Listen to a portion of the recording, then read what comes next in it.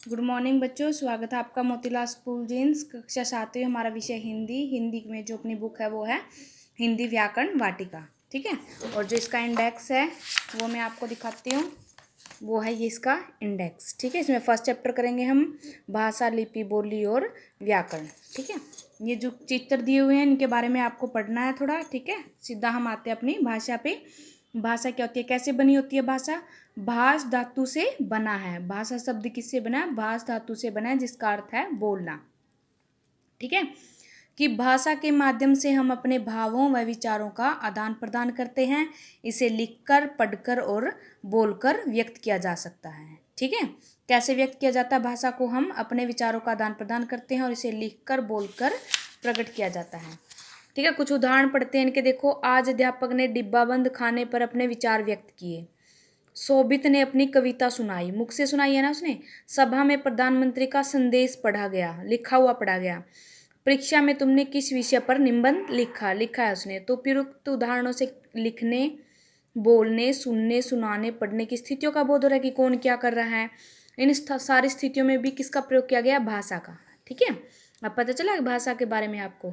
अब इसके रूप देखो, भाषा के रूप कौन कौन से होते हैं। समाज में भाषा के दो रूप मान्य हैं। कौन कौन से? मौखिक और लिखित। इंग्लिश में इसको ओरल लैंग्वेज और इसको रिटन लैंग्वेज बोलते हैं। तो पहले चित्र में तो देखो नेताजी भाषण दे रहे हैं, या भाषा का कौन सा रूप है? मौखिक, मुख से दे रहा है ना।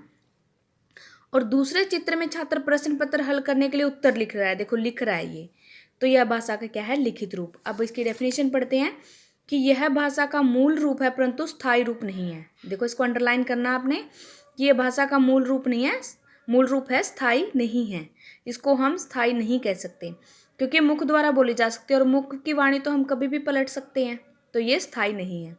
जब हम परस्पर बातचीत करते हैं, किसी को कुछ बता रहे होते हैं या भाषण आदि दे रहे होते हैं, तब हम भाषा के मौखिक रूप का प्रयोग करते हैं। या फ़ोन पर बात करते हैं, रेडियो आदि में भी हम भाषा का यही रूप प्रयोग किया जाता है। ठीक है ना, क्योंकि फ़ोन पर भी हम एक दूसरे से बात करते हैं तो लिख के थोड़े ना करते हैं, मुख से ही करते हैं, तो वो मौखिक रूप हो गया भाषा का। कक्षा में पढ़ाते हुए अध्यापक भी अधिकाधिक मतलब ज़्यादातर मौखिक रूप का ही प्रयोग करता है। अनपढ़ व्यक्ति भी भाषा के इसी रूप का प्रयोग करता है, क्योंकि वो लिख नहीं सकता ना, तो अपने भाव और विचार को वो बोलकर ही प्रकट करता है। तो अब पता चला आपको भाषा का मौखिक रूप कौन सा होता है। ठीक है, ये चीज़ें आपको ध्यान रखनी है। भाषा का मूल रूप है परंतु स्थायी रूप नहीं है। ठीक है, आगे लिखित रूप है।